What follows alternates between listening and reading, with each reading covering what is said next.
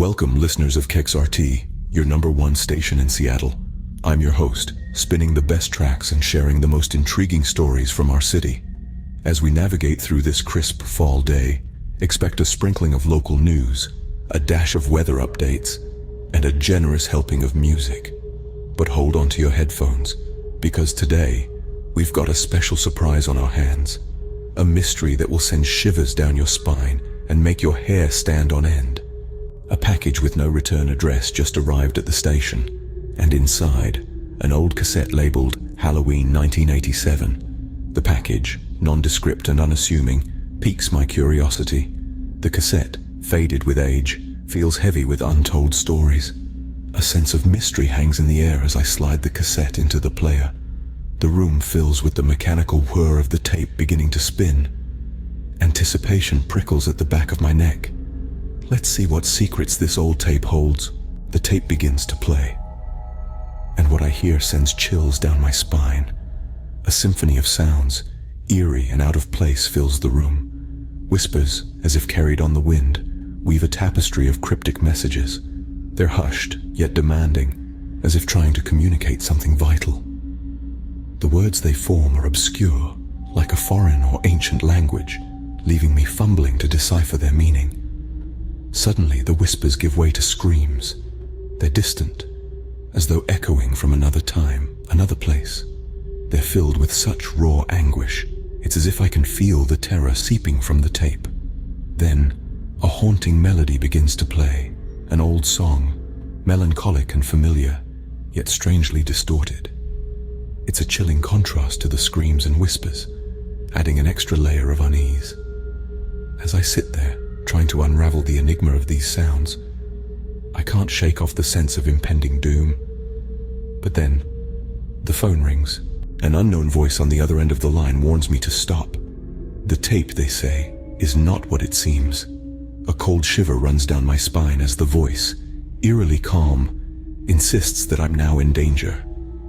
The warning echoes in my nerves, a chilling symphony of fear, but curiosity, like a stubborn flame, refuses to be extinguished. Despite the dread forming a lump in my throat, I make a decision.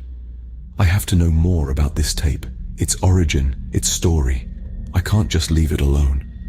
Ignoring the pounding of my heart, I begin a deep dive into the history of this strange recording. What I find next is even more unsettling. The whispers and screams on the tape lead me to a house that no longer exists. Once perched on the outskirts of Seattle, it was a towering structure of mystery and dread. Its history was as dark as the night it burned down on Halloween in 1987. The townsfolk whispered about the strange occurrences that took place within its walls. Objects moving on their own, unexplained noises and chilling apparitions. Some even claimed the house was cursed, a magnet for the paranormal. But all that remains now are the ashes of its past, a grim reminder of its haunted legacy. Yet, the tape exists, a chilling echo from the past. I decide to return to the studio, to the tape. I'm back in the studio, alone. The tape is playing again. The hour is late, the world outside quiet. I hear a rustle, a shift in the silence behind the door. I dare not look, but then, a shadow, a figure in the window, unfamiliar, unnerving. My heart pounds in my chest, as if keeping time with the eerie rhythm of the tape. A sense of dread fills the room, but the next morning, I'm gone. I'm nowhere to be found. All that's left is the tape and a note. My colleagues find the studio empty, a chilling silence replacing my usual lively chatter. My mysterious disappearance leaves them with only a note in my handwriting. The note reads, "Do not listen to this recording.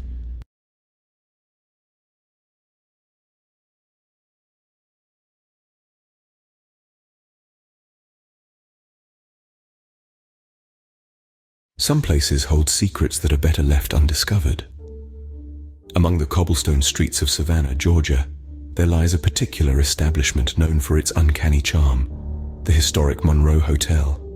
A relic from a bygone era, this grand edifice whispers tales of the unknown, its walls echoing with stories waiting to be unveiled. As its stately doors swing open, a world of mystery beckons, inviting the curious and the brave. Welcome to the Monroe Hotel, a place where the past and present collide in the most unexpected ways. And upon their arrival, Jake and Emily were greeted by an elderly bellhop with a cryptic smile.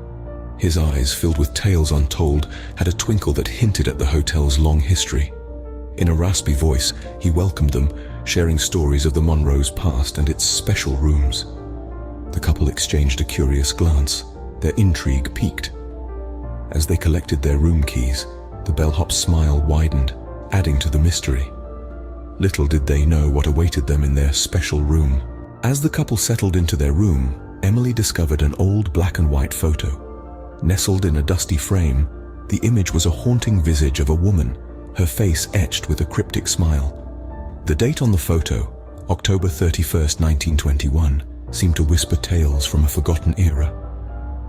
As the evening draped its dark cloak over the hotel, an uncanny symphony began to play out.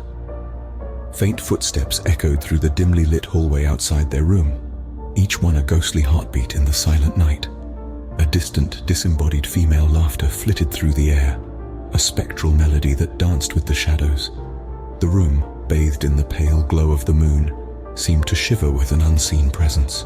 Each creak of the floorboards, each whisper of the wind spun an eerie tapestry of mystery and anticipation. The night seemed to bring with it a chilling sense of unease. Curiosity led Jake and Emily to a forbidden door. A door that seemed to be holding on to the secrets of ages past. It was an old wooden door, weathered by time, with a faded "Do Not Enter" sign hanging crookedly. It felt out of place, yet perfectly at home in the antiquated surroundings of the Monroe Hotel. From behind the door, strange sounds trickled out, a muffled symphony of a bygone era.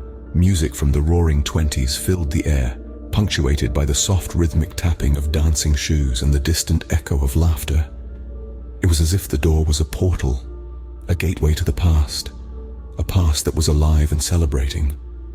The whispers of the past, the enticing music, the faint laughter, they all wove an irresistible allure. Jake and Emily found themselves drawn towards the mystery behind the door, their hearts pounding with anticipation. The allure of the unknown was simply too strong to resist. Taking a deep breath, they peered through the keyhole. A sight that defied time and logic unveiled itself. A grand ballroom, awash with the soft, warm glow of chandeliers. A sea of gents in tuxedos and ladies in flapper dresses swayed rhythmically to the strains of a jazz band. The air seemed to shimmer with the effervescence of the roaring 20s. And there, in the heart of it all, the woman from the photograph. Her emerald green dress glinted as she whirled and twirled, a dazzling spectacle of joy and vitality. Her laughter, a haunting melody that echoed through the ages. But as quickly as it appeared, the vision vanished. As the door swung open, they were met with an eerie silence. The room, once brimming with life and laughter, now stood empty. Void of any signs of the joyous ball, it felt like a hollow shell, echoing the haunting melody of an old gramophone playing a slow tune. The music, a relic of a bygone era, served as the only testament to the spectacle they had just witnessed. The room held no traces of the grand ball they had witnessed just moments ago. As they left the hotel the next morning, the bellhop bid them farewell. A knowing smile on his face, he said, "I hope you enjoyed our annual Halloween party." With a shiver, they drove away, leaving the mysteries of the Monroe Hotel behind.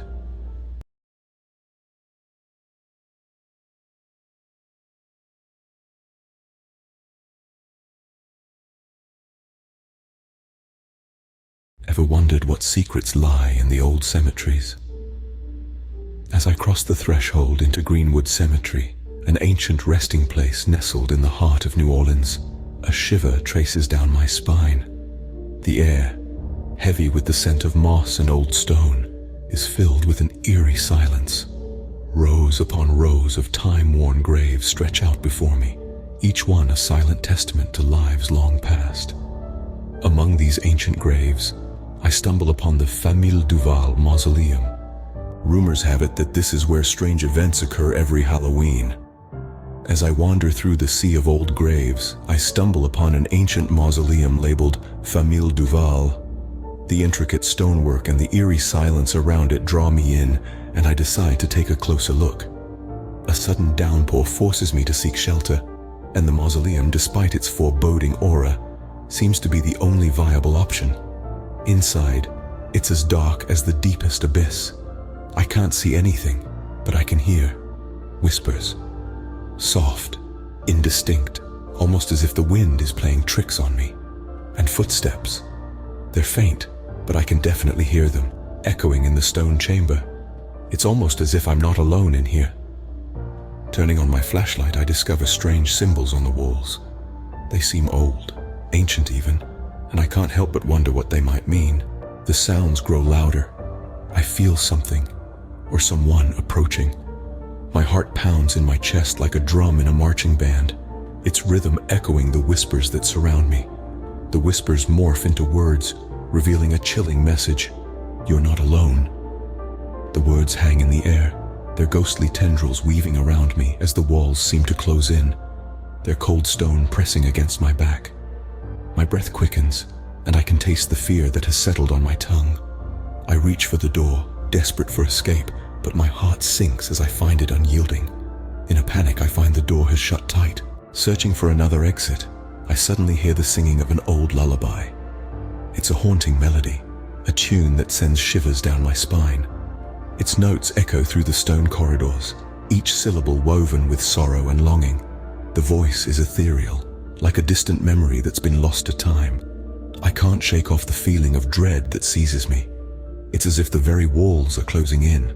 My heart pounds in my chest as I stumble blindly through the darkness, the eerie lullaby my only companion. Desperation fuels my steps, and the singing grows louder, more insistent. The melody is a chilling reminder of the mausoleum's grim past. Finally, I manage to get outside. The rain stops, and I see a figure of a woman in an old dress standing by the cemetery gates. Her silhouette is as haunting as it is enigmatic, seemingly trapped between the past and the present. As I approach, she vanishes, leaving behind an eerie silence. My heart pounds as I scan the surroundings, only to find an old photograph lying on the damp ground. The face in the photograph is familiar. It's her. On the ground lies an old photograph of the same woman dated October 31st, 1897. I rush to the exit, but when I look back, the figure is gone. A breathless relief washes over me. The tight knot in my chest unravels, yet an insatiable curiosity gnaws at my mind. The cemetery, once foreboding, now seems to hold secrets that beckon me back.